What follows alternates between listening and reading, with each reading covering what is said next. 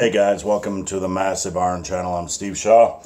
Time for another live Q&A. It's Sunday morning, about 11 o'clock here on the East Coast. And I got about a half an hour to kill before I have to do a couple things. So I thought I would try to do a live Q&A and wake myself up this morning. So if you have a question, just pop it in. If I miss your questions, just repost it or bump it or get really annoying and I'll try to answer them. Excuse me, just trying to wake up this morning. How is everybody this morning? How's everybody doing? I got a live recording. I got a home studio set up here right next to me. So we was doing a little bit of recording yesterday. How's it going? How's it going? Interesting video yesterday about full body workouts and splits. Yeah, it's something I've talked about so many times because people get extremely dogmatic when it comes to full body workouts, and you know the answer is rarely ever black or white. It's usually somewhere in the gray area. So I'm not telling everybody to rush over and do splits, but on the other hand, they need to just understand that they don't have to be forced to train one way. What do you think about doing split one week and the other week full body? That's a good question. It has to be structured properly. Because if you're doing a split workout, good morning Kuwait, if you're doing a split workout, you are going to have some soreness or fatigue in one specific muscle area. So you just have to kind of temper that when you're going into your next workout. You can't think of things in terms of split and full body. You have to think of things in terms of recovery. So if you overtax chest with like 12 to 15 sets, excuse me, and it's just destroyed, and you want to train it again 2 days from now with full body, that's fine. Just don't attack it with a compound movement. That would be my best. How long should a bulk last? A bulk should last until you... I'm not a big bulk fan. If you're going to bulk, I want you to do a lean bulk and clean bulk, but a bulk will last as long as until you feel like you got all the muscle you want. Really. A beginner who's doing it correctly can gain about 16, how's it going, Northern Ireland and Connecticut? A beginner who's doing things right can gain about 16 pounds of muscle their first year and about 8 pounds the second year and about 4 the third year. So each year you get into a bulk, you want to make sure you're not being too aggressive as you're moving forward. So opinion on macros for cutting. Let's see, 2 grams protein, 1.3 carbs, and 0.3 grams of fat. I don't know what ratios they are, so if you can give me that, that would probably be more of a help. Hold on. Thoughts on Alpha Destiny's full body 2 times a week. John Christie is a name in this industry, and he passed away a few years back. But John Christie wrote an incredible book called Real Strength, Real Muscle, and he was a 2-time-a-week guy. And he trained hundreds, if not thousands, of people on 2 times a week. 2 times a week is fine, especially for the average individual. Milwaukee, what's going on, Milwaukee? I am from Fond du Lac. So if I missed your question, just post it up again. I'm going to tell you guys also that what carbs do you eat post-workout? I'll get to that in just a sec. Excuse me, I'm still trying to wake up. I'll tell you guys, if any of you guys purchased my book this morning or today, I'm going to start doing this on a live Q&A, my Massive Iron book, and you can find this link below in any of my videos, and I'll link it below when this is published. If you purchase my book on a Q&A day, I'll toss in my Flex Calorie Dieting book, which it can help you structure a cutting and a bulking diet. So just keep that in mind. What carbs do you eat post-workout? I like something that's fast digesting. I wrote an article on concurrent periodization at tigerfitness.com. Just Google tigerfitness.com, concurrent periodization, Steve Shaw. So I like something fast digesting post-workout. I don't like something heavy post-workout when it comes to carbs. That's just my preference.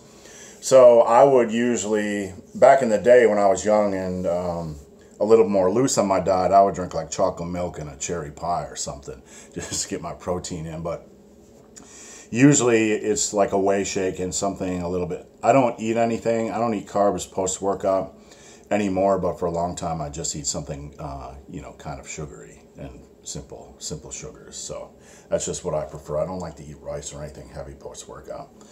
What's going on, Structured Fitness? What's your thought on vegetarian and vegan diets? That's a good question. And the curious thing I get, having been doing this forever,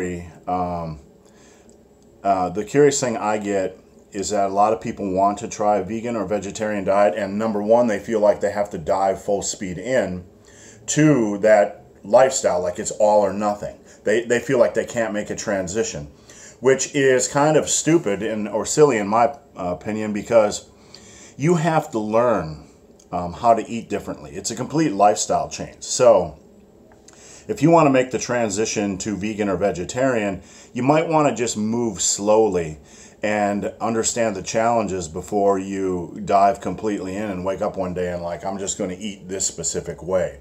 And I know that goes kind of against a lot of what people in the fitness industry will teach. But one of the big problems that people run into in fitness and nutrition is they will jump over to something new, like a new workout or a new eating lifestyle, and they go all in, and then they don't realize the challenges, and it becomes a real pain in the butt. So, all right, guys, if I missed any of your questions, post them back up. Somebody asked if I really believe full body workouts are dead. No, I don't. I didn't say they were dead in the video either. So I don't believe they're dead. Watch the video closer. I express my opinion. My opinion has always been in the long run. In the long run, if you're using a quality exercise selection, progressive overload, a good diet, and you're remaining consistent, that it's not, and you're getting in a reasonable amount of volume weekly, it doesn't matter how you train. It really isn't, because these guys are out there trying to pretend like one workout style is so much greater than the other workout style, muscle protein synthesis. And yes, I get it. I've edited all the articles in the world on this subject, and I've read all the studies, and I've heard all the debates. But the bottom line is, none of us know what kind of advantage that's really going to get in the real world. And as a natural lifter, the more muscle you build, the less muscle you have to build tomorrow. That's just the way it goes. So thinking that you're going to somehow get a 25 to 30% bump in building muscle from a full body workout is just a fairy tale. It is. Maybe you can get an extra ounce or two, but is that worth training in a style that you really don't like? No. So just train whatever you want. In the long run, in 3-4 years, it ain't going to matter. I know from personal experience, because I did split my first 2 years, and I gained like 24 pounds of muscle or something ridiculous. In a year and a half, people thought I was on steroids. And I was doing a split. So it don't matter. It really don't matter. People just need to lighten up. This is only fitness. All right, if I missed your question, post it up. Can you play Knocking on Heaven's Door? I could try, but I never tried that one. But I know the song well, but I never tried to play it before. Best way to improve push-ups and sit-ups for the military? That is a great question. And having been a soldier myself, and I ran PT many times in a AIT unit, the best way to do it is to do them 3, 4, 5 times a week. So here's what I tell guys to do if they want to improve a body weight exercise: push-ups, sit-ups, pull-ups, whatever. 2 times a day, okay? You got 2 sets of 2 minutes, or 1 time a day. You got a 2-minute or 3-minute block. I want you to knock out as many reps as you can in that block, resting whenever you need to. So you do 20 push-ups, you're dead. You wait 20 seconds, you come back. Do as many push-ups as you can in that 2-minute block. And then do that 2-minute block 4 or 5 or even 6 times during a week. So count up how many reps you've done over all those blocks during the week. And do the same thing the following week and just try to improve. Push yourself and try to improve. And that's one of the best ways to do it, because you're going to see some quality improvement. So you got to do them frequently, and you really got to push yourself. That's a nice spatula. Thank you. It's a lovely spatula. I probably got it from Walmart, if you're wondering where I buy all my fine luxury items. All right, guys, I got about 20 minutes left. So we have a question. My wrists are 7 inches and ankles 10. Is that small? No, that's about normal. When I was entering college, my wrist size was about 6.4, 6.3 inches, and that's considered small bone. Guys assume I'm big bone, but I think 7 inches is about average. So no, that's about good. If you've deadlift plateaued at 320, it's a very complex. Most people who tell me they've plateaued haven't plateaued. And I don't know your situation, so I'm not trying to generalize. But most people who add strength and add a lot of strength during their first 6 months, year of training, and then they'll come to me and they'll say, I've plateaued on a lift. And I'll say, how much strength have you added on that lift in the last 3 or 4 months? And they'll say 15 pounds, 10 pounds. I'm like, I'm going to tell you, as an early intermediate lifter, that's not a plateau. That's not a plateau. The problem isn't that there's a plateau. The problem is that you expect beginner strength gains to continue like that forever. Once you've built a base amount of strength, you need to understand that gains are going to slow dramatically. And if you're adding only 10 to 15 pounds on a lift every 3 to 4 months, that's not a plateau. So first of all, you have to analyze if you have a plateau. Could you tell us how you reverse type 2 diabetes? I have an article at tigerfitness.com that details my diet. Plenty of videos on here that detail my diet. I'm not trying to blow off the question, but if you Google Steve Shaw transformation on these videos, I just did a whole week last week about how I eat. So just check out my videos last week. I've got quality videos about what I eat and how I reversed it. So I hope that helps. When are me and Alan Roberts going to do a swim set? The day me and Alan Roberts get in a swimsuit, Jesus, I get in a swimsuit like 1 out of every 10 years. What's my favorite cigar? Wow, there's a cigar in Canada. It's a house brand. It's Nicaraguan. That I just absolutely love, but it's in Toronto. Back here I take Hoyo de Monterrey Black Knight is one of my staples. I absolutely love that cigar. There's so many cigars I love. So rack pulls above the knee on Smith machine give you the same trap gains. Look, you can, if you're going to do shrugs on a is vaping a good idea? Not when you're around me, because if that shit comes up in my face, I'm probably going to bop you in the face. But it's a good idea to save your lungs. So yes, I encourage it, just not around me. Power shrugs or shrugs on a Smith machine, are they going to give you the same gains? As long as you're loading it up. When I go to Planet Fitness, occasionally I'm out of town and I have to, use their Smith machine. I'll do it. I mean, shit, I'll load that son of a bitch up and I'll just do heavy. As long as you're getting heavy weight and a good quality time under tension on the traps, you'll be fine. All right, guys, I got about 20 minutes left. Just a reminder, if you buy my book, Massive Iron, on any Q&A day, I will throw in my book, Flex Calorie Diet. Yeah, just don't vape. Like, when these guys are vaping and like this big, huge puff of smoke, not smoke, but vapor, and you're like walking through a cloud and you're like, dude, that's like walking through somebody's ass gas. And like, don't do that shit, man. I mean, really, that shit came out of your mouth, your gape hole. I don't want all your saliva molecules all up in my stuff. How do you incorporate heavy hypertrophy focused training for the military that needs to run a lot? You just do it. I hike 10 miles a weekend. I've been running once or twice a week. To think that you can't run and do these other things is just, we're pretending like the body is very fragile. The body is not fragile. There's going to be some adaptation for a month where you're going to be like, damn, my legs are sore. And you might have to adjust your volume on your leg workouts a little bit until you adapt to running. But bottom line is, you just go do it. You just go do what you need to do and don't stop your resistance training.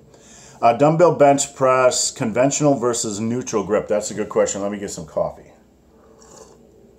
I like when I'm doing dumbbell bench press, this is about where I press.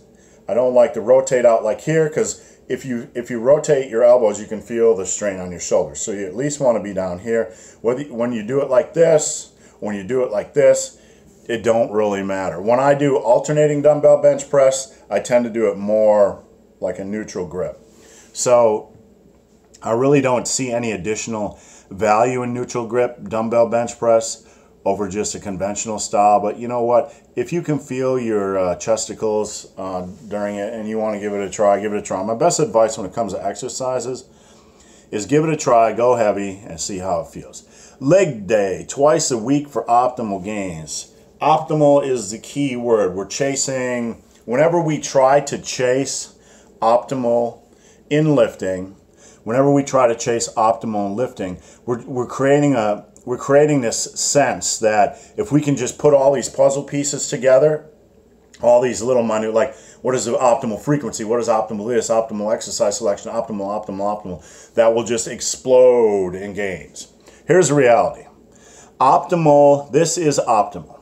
Being consistent, using a good exercise selection, using progressive overload, and having a reasonable amount of volume and a reasonable diet. Over time, doing that.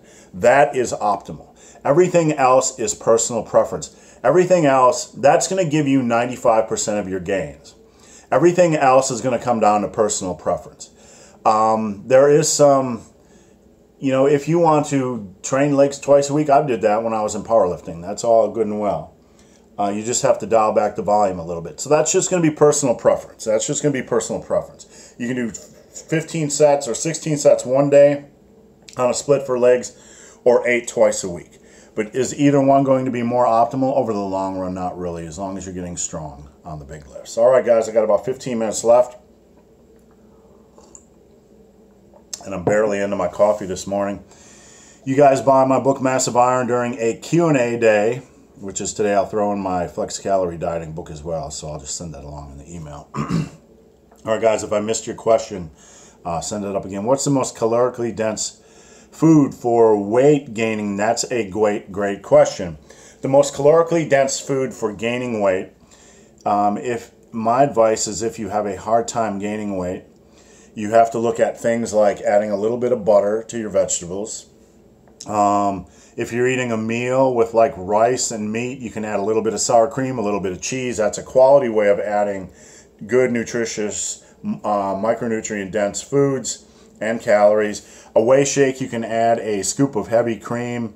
It's all going to come down to quality fats, adding avocados, adding things with quality calories. What are your thoughts on adaptive metabolism? Adaptive metabolism. I lost 60 pounds in a year, but ended up at about 100. But at 1,200 calories, I was unable to lose more weight. 1,200 calories. Are you male or female?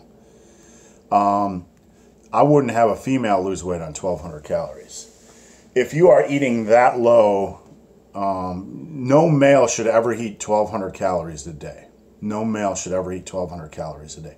What you need right now, you're at 70 kilos. What is that? 162, and you're trying to lose more weight, and you're eating 1,200 calories a day. What you need to do is start eating normal. Now, this is some tough love, but you need to stop with the diet bullshit, because your weight is normal. And I'm saying this like I would if you're sitting here face to face. You need to stop with that.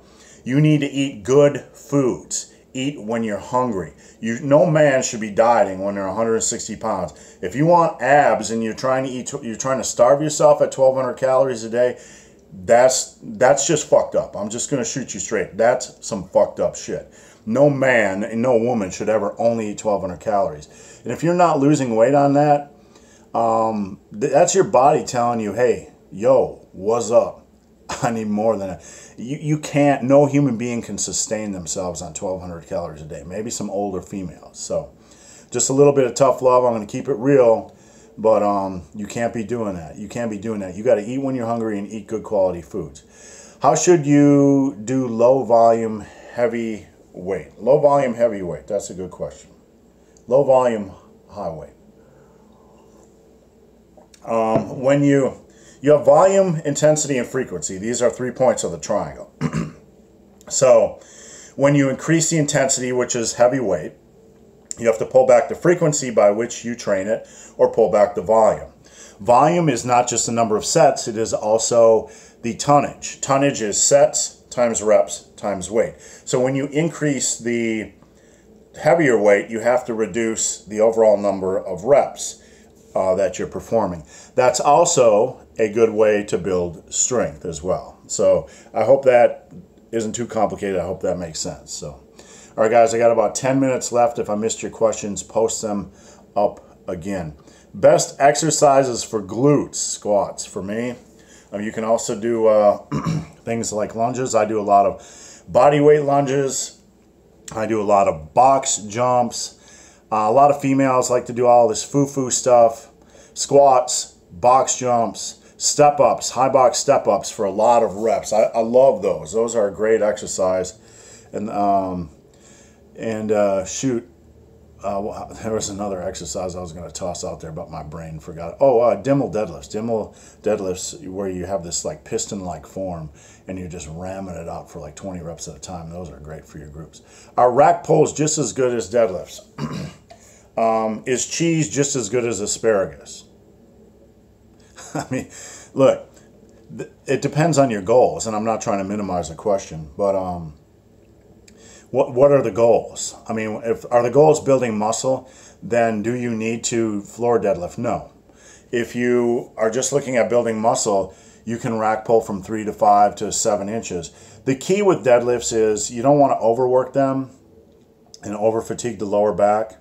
And if you have a weak lower back to begin with, or are just getting into the deadlift, rack pulls at 3 to 5 to 7 inches aren't necessarily a bad idea as you're building back strength.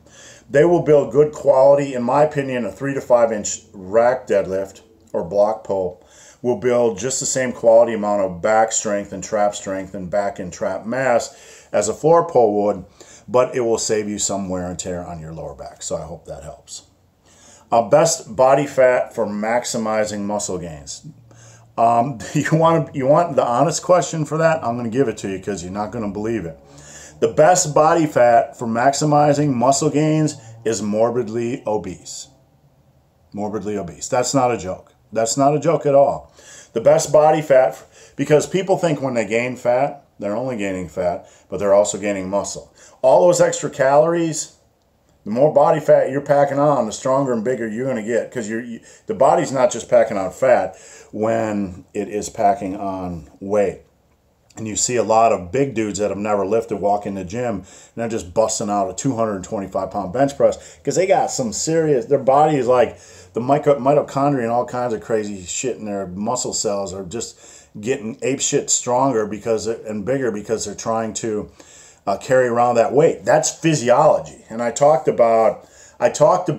made a video a couple weeks ago about muscle memory and how a cell will bolster itself during the hypertrophy process, but then when you stop lifting, it's still strong. It's like an addition on a house. When you get big, and this is really going down a rabbit hole, but when you get big, like fat, and you're carrying around that extra weight, and those muscle cells have to carry around the extra weight, they're like putting an addition on their house to carry that weight around, and when you lose the weight, they're still stronger and bigger, even though the guys aren't lifting. But for the rest of us that don't want to get morbidly obese just to add a couple more pounds of muscle mass, the best body fat percentage, it don't matter. Body fat percentage won't really matter. It's all about diet and structuring a good, clean eating plan. So I hope that helps.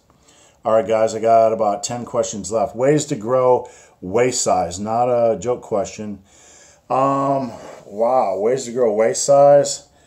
You know, the best way to grow girth in the core to begin with is food intake, to gain a little bit more weight and heavy compound movements. I mean, you can build ab thickness, you can build oblique thickness, you can build all kinds of stuff, but they're not going to really add a lot.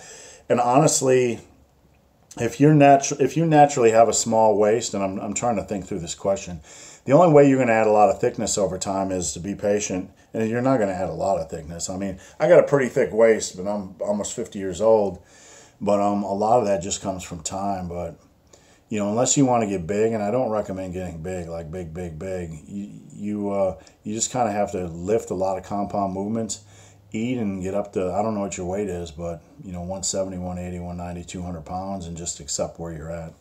All right, guys, I got a little over 5 minutes left. Just a reminder, on my Q&A days, if you buy my book, Massive Iron, I'm going to toss in Flex Calorie Dieting for free. So if you guys buy my book today, I'm going to toss that in as a gift. So, guys, toss me your questions. I got a few minutes left. I missed a lot of good questions.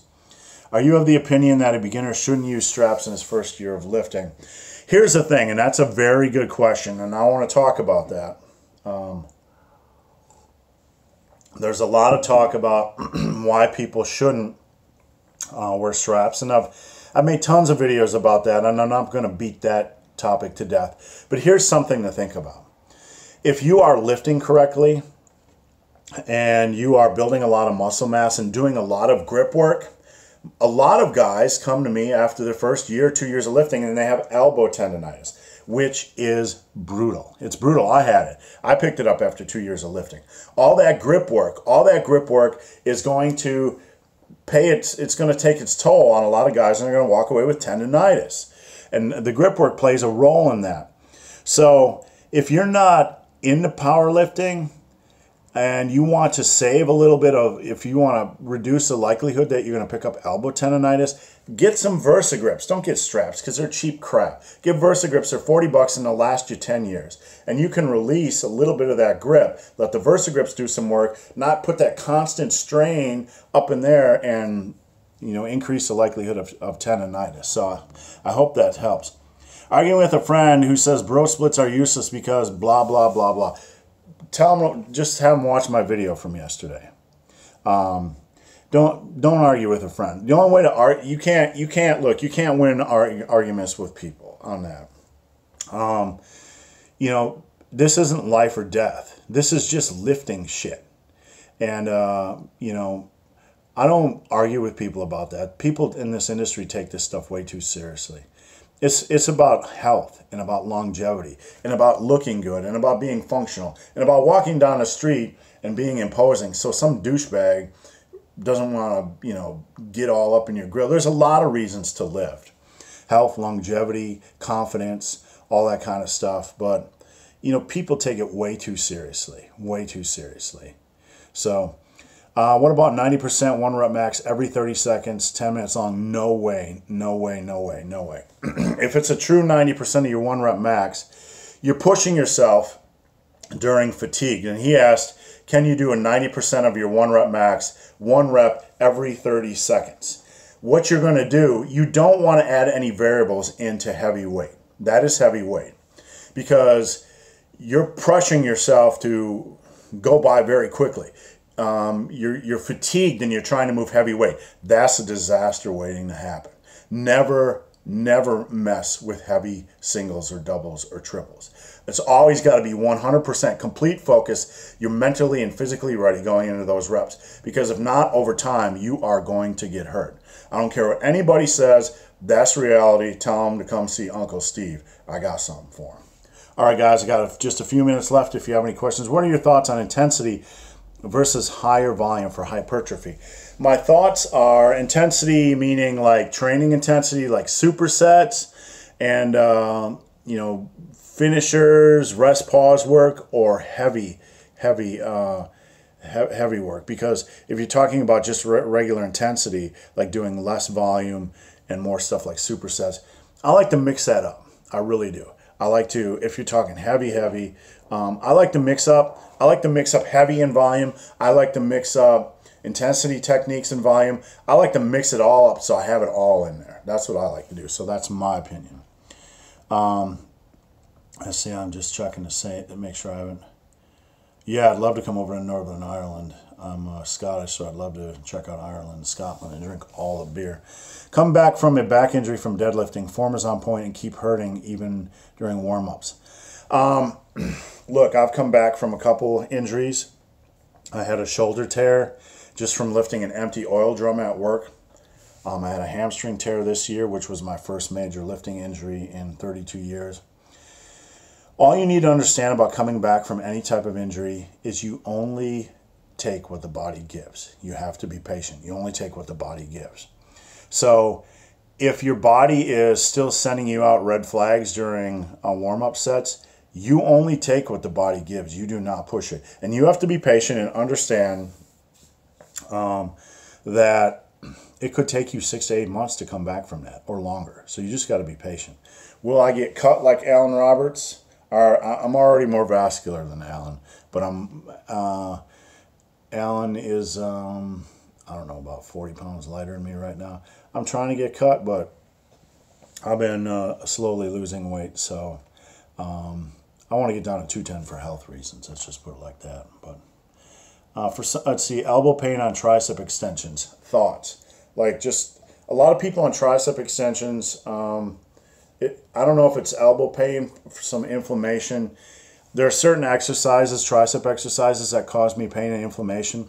My best advice is to move to volume and move away from the heavier reps. Like, if you're doing a certain amount of weight, just go a little bit lighter on that weight, but go for a little bit more volume and get a little bit more blood flow. And if the exercise still continues to bother you, you just need to stop doing it for a while, or cycle it every second week or every third week or whatever. So hope that helps. One more question, then I gotta jump ship.